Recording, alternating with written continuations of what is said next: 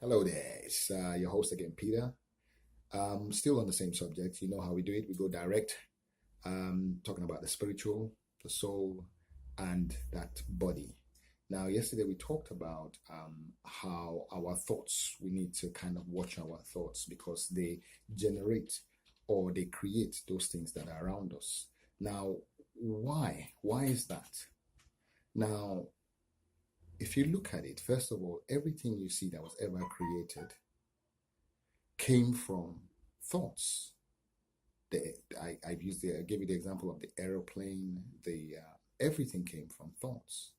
So when we go to the origin in the Bible, it tells us God first picked up this dirt, molded this man, and then brought his breath into him.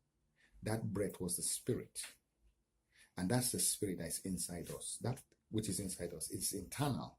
It doesn't die. So when you connect to it, in other words, you turn to it for solutions, it will give you solutions. Now, I've been lost one time driving somewhere in a forest, and I didn't know totally where I was going. And I had to rely on this inner being to lead me out. And believe me, it did it in a short time. It's there. You just need to turn to it.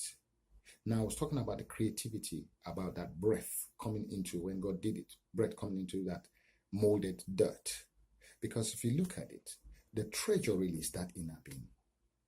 I'll give you an example. Your diamond is covered in dirt. Your copper is covered in dirt. Your gold is covered in dirt. Even the seed you have to put, it still needs to be covered in dirt. But in it comes out this harvest, this outwardness.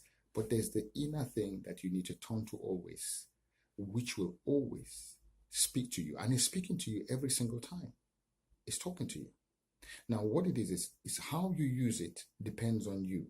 For instance, if you're gathering negative thoughts, you will grow in that way and it will become you. But if you have positive thoughts, not only will you grow that way and get the outward result, but you find out even people who are positive, you're attracted to them as well. If it's negative, just like a gang of maybe some people who are gangs, or they attract gangsters. Church fellows, I'm sure they attract church fellows. Party goers attract party goers.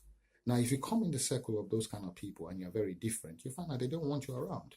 For some reason, they'll find an excuse not to be around you because your mind, as you process it, it's working outwardly, giving you what you want.